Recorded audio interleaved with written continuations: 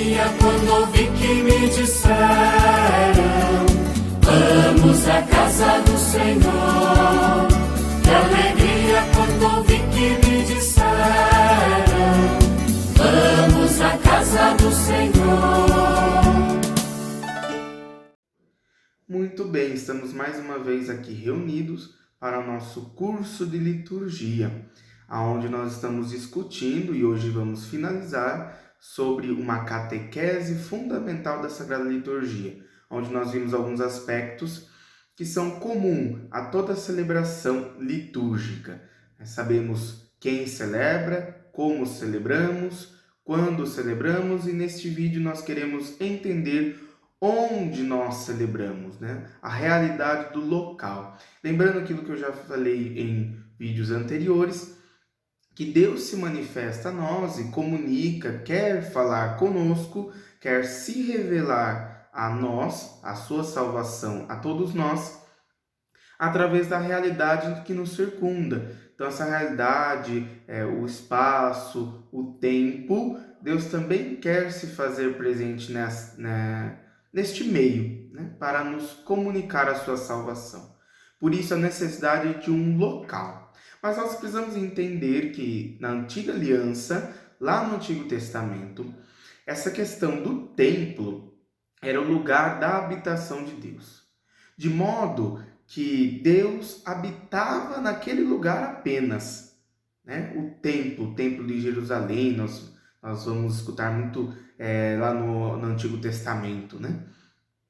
Só que com a nova aliança, né, o evento da cruz, né, que marca essa inauguração dessa nova aliança de Deus, nós então temos que a terra, toda a criação, é o lugar da habitação de Deus, sobretudo nós, porque nós somos a igreja, nós somos o templo vivo do Espírito Santo, no qual Cristo se revela a toda a humanidade.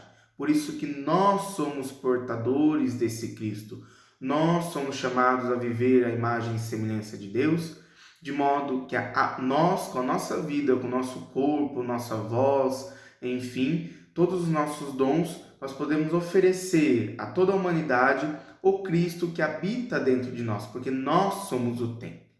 No entanto, mesmo assim, nós necessitamos de um lugar. Nós, seres humanos, criamos um lugar. Só que esse lugar, esse edifício físico, essa nossa igreja, capela, oratório que nós temos hoje em dia, ele manifesta a realidade desse templo espiritual que somos nós, né? O fundamento, a função dessa igreja é manifestar uma realidade espiritual. Por isso que ela tem uma importância secundária. E ela não é lugar de mera reunião, onde é um lugar que os cristãos vão lá para celebrar, para rezar. Não, ela manifesta justamente a igreja, o corpo místico de Cristo. Se nós pegarmos o rito da dedicação de uma igreja, né, todo o ritual e acompanhar toda a liturgia, nós vamos ver que o ritual fala muito mais desse edifício espiritual, dessa igreja que somos nós, templos vivos, do que propriamente a construção. E toda vez que ela vai fazer um nexo entre a construção física, ela faz, na verdade, um link com a nossa vida espiritual, né? Por isso que, portanto, neste templo é o lugar da adoração e da honra a Deus. O edifício físico da igreja deve ser um clarão para nossos olhos de uma realidade espiritual de que portamos. E que por isso que a beleza, a harmonia e tudo aquilo que existe dentro de uma igreja deve manifestar, deve comunicar o Cristo. E se tudo aquilo que há na igreja, algo ali não manifesta Cristo, não quer dizer nada, não é seu lugar dentro da igreja. Por isso nós temos que ter dentro de nós esse zelo do qual a nossa alma, a nossa vida se consome, porque a igreja ela deve manifestar os sinais da salvação, os sinais do próprio Cristo. E de que modo, como eu já havia dito anteriormente, no rito da dedicação de uma igreja, toda vez que ele vai fazer esse link entre o edifício espiritual e esse edifício físico, nós temos, por exemplo, que o altar, essa mesa da Eucaristia, mesa do sacrifício, na verdade, nós lembramos lá da cruz de nosso Senhor Jesus Cristo como lugar da doação, o lugar onde Cristo se entregou pelo madeiro da cruz a toda a humanidade. Então, é o lugar do sacrifício.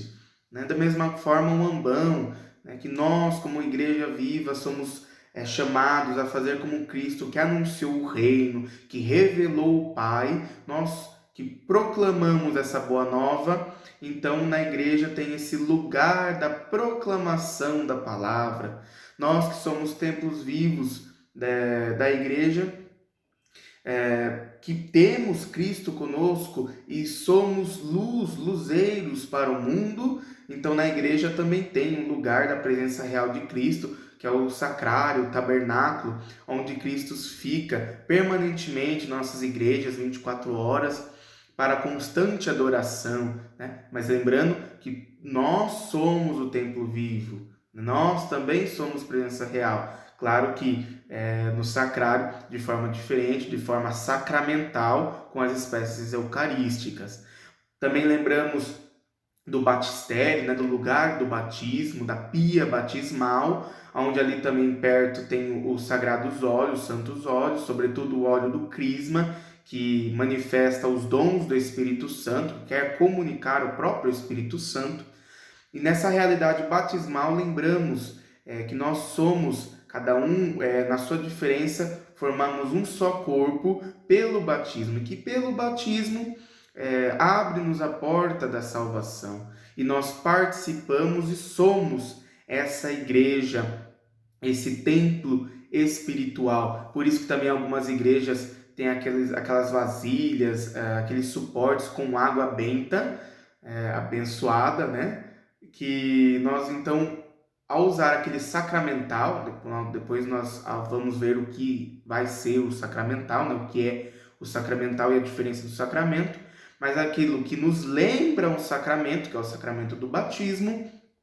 Então nós, na igreja, ao ter essa vasilha, por exemplo, nós lembramos que nós somos batizados e toda a realidade batismal do qual nós pertencemos. Lembramos também, por exemplo, que como o padre, o bispo, que preside toda a reunião, preside o pastoreia o povo, preside a oração, ele também tem uma cadeira, uma cátedra, né, uma sédia, um lugar onde ele vai presidir, um lugar onde ele vai, meio que como maestro, reger a oração da comunidade ali reunida. Né? E sobretudo ali na figura do bispo, na cátedra, né, que fica numa certa catedral, né, obviamente, por isso do nome catedral, vem de cátedra, do qual o bispo pastoreia todo o povo e da onde provém toda a sua autoridade de comunicar, de ensinar, né? Então, também, né, lembrando dessa realidade espiritual, né, por exemplo, do que o bispo ensina e tudo mais, nós temos um lugar que expressa essa realidade espiritual, uma simples cadeira, por exemplo. Então, lembramos sempre isso. A igreja física nos manifesta uma realidade espiritual.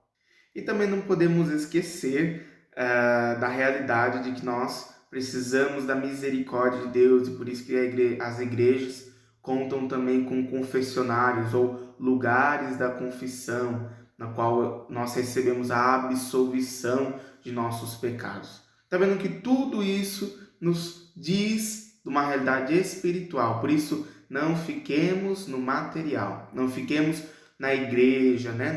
no sentido de que não nos apeguemos a isso, mas sim cuidemos, porque isso manifesta o nosso cuidado. É muito perceptível quando nós vemos uma pessoa que cuida muito bem de uma igreja, porque provavelmente ela cuida muito bem do templo espiritual que é ela mesma, que é a vida, às vezes, dos nossos irmãos e irmãs. Então, que nós possamos também ter essa realidade do cuidado do templo físico, mas, sobretudo, do templo espiritual. E uma realidade muito interessante, que vai nos dizer o Catecismo da Igreja Católica, é que a igreja tem um sentido escatológico.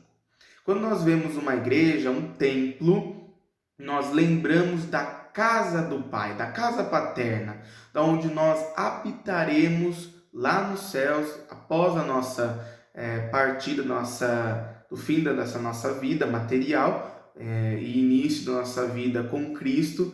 Nós então habitaremos a casa paterna. E a igreja é essa manifestação onde todos estão reunidos em torno do Cristo, que nos convida à mesa da palavra e à mesa da Eucaristia, que nos convida à adoração, que nos convida a receber e a doar nossos dons. E por isso que a igreja ela deve sempre estar aberta e sempre ser um lugar acolhedor a todos, no qual não há distinção entre até mesmo os batizados e não batizados, mas é um lugar que acolhe todo mundo, até mesmo de pessoas que não são de nossa comunhão religiosa, né? Porque é um lugar que reflete a casa paterna. Não caiamos no relativismo, né? Mas que nós tenhamos esse espírito de, assim como Deus acolhe a todos, que nossas igrejas sempre, cada vez mais, sejam acolhedoras, que possam refletir e manifestar o Cristo Jesus. Muito bem, e para concluir, eu gostaria de fazer apenas um resgate dessa catequese fundamental, né? Por um motivo. Primeiro porque, como eu disse, é uma catequese fundamental e por isso compõe o básico de que toda celebração tem.